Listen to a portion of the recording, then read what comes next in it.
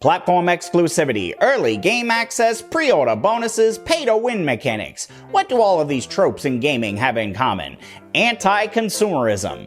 But what if I told you that was only half of the story? We're taking blue pills, red pills, and purple pills on this week's issue of the Gamerville Gazette.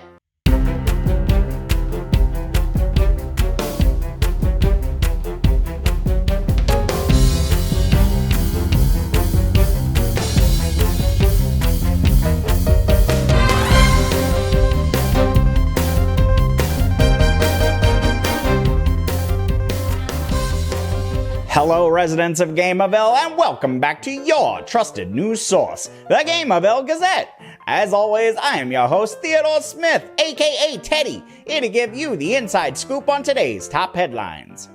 I imagine that right now you're feeling a bit like Alice. Tumbling down the rabbit hole? I can see it in your eyes. Also, you have something right there on your shirt. Made you look. Recently, I found myself in a heated argument on Twitter relating to the concept of pro-consumer versus anti-consumer behaviors when it comes to the gaming industry. During the exchange of 280 characters or less at a time, I started to realize that perhaps the issue is not as cut and dry as it might initially seem. Maybe there's no such thing as anti-consumer policies. From a certain point of view, I mean, if Obi-Wan Kenobi can get away with it, why not Teddy? So let's start things off by defining anti-consumerism. Nerds on Wikipedia state, anti-consumerism is concerned with the private actions of business corporations in the pursuit of financial and economic goals at the expense of the public welfare, especially in the matters of environmental protection, social stratification, and ethics in the governing of a society.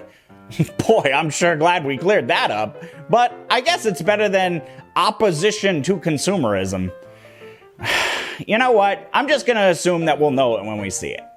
It's time for some examples. I recently posted a poll to my Twitter to narrow down our choices. Okay, actually the poll was for which vest you guys find more attractive, but the fact that you didn't know that means that you aren't following me on Twitter. Shame on you, Gamerville. You can make it up to me by following me now and signing up 10 of your friends. I'll wait. Alright, let's talk about Microsoft's recent purchase of Bethesda Softworks. Time for some rapid-fire facts, sponsored by Raid Shadow Legends. Or at least it would be if they would just return my calls. Anyway, Bethesda was a former multi-platform developer responsible for amazing games such as Doom, Doom 2, Doom 3, and Doom 64. Microsoft bought Bethesda back in late 2020 for $7.5 billion. And this past March, after the ink of the contract was officially dry, Phil Spencer, captain of the SS Microsoft, spilled the beans and admitted that the future of Bethesda would live exclusively on Xbox consoles. Mr. Spencer was quoted as saying, "One ring to rule them all, one ring to find them, one ring to bring them all, and in the darkness bind them." An odd choice of words for such an official presser, but apt nonetheless. Now, bringing the IP portfolio and the industry-leading talent of Bethesda exclusively to Xbox sure seems like an anti-consumer move to me. I mean, it immediately cuts off any platform-agnostic gamers from the PlayStation or Nintendo camps. And in a time where hardware shortages are still going strong, check out my previous video, it may not even be their fault that they only have one platform to game on. I mean, imagine having all of the platinum trophies for every Fallout or Elder Scrolls game on the PlayStation just to find out that all future achievements would have to be done on an Xbox console. Or what if you've been fragging your friends in Doom on PlayStation, but now you and your friends have to purchase new consoles to continue the good times? Anytime a decision is made where gamers have less access to video games sounds like an anti-consumer move to me. But that's where we'd be wrong. This decision is actually super positive for gamers. I mean, first off, the games are coming to the most powerful console of all time, the Xbox Series X. They'll be on Game Pass, which is the best deal in gaming right now. And future Bethesda titles will have the financial power of Microsoft behind them, ensuring success for years to come.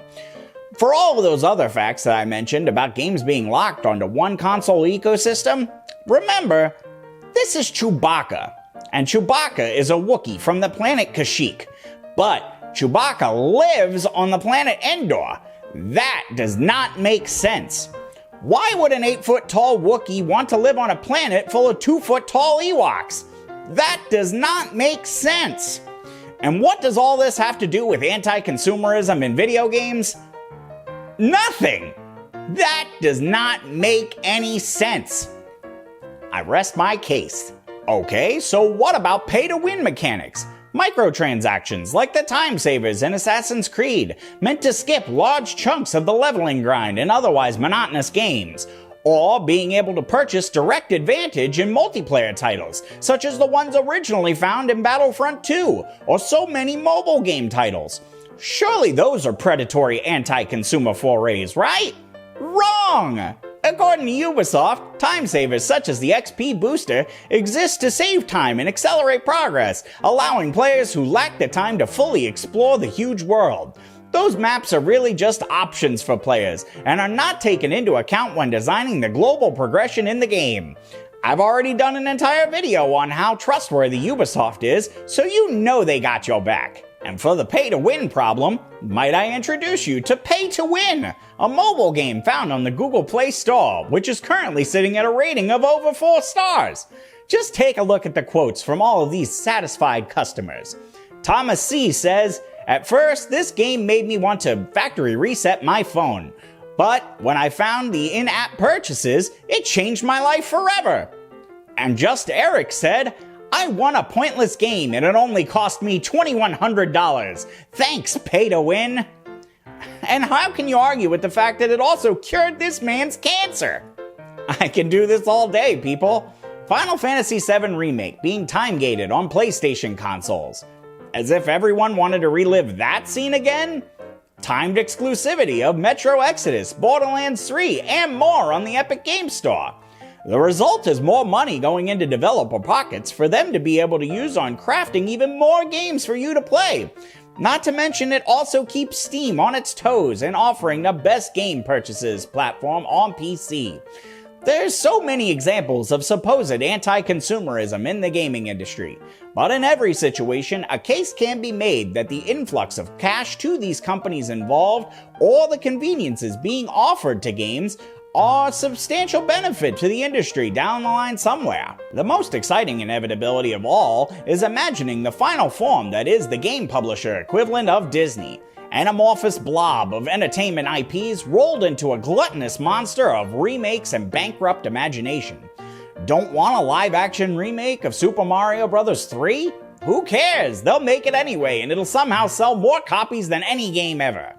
Have no interest in playing Kingdom Hearts 36?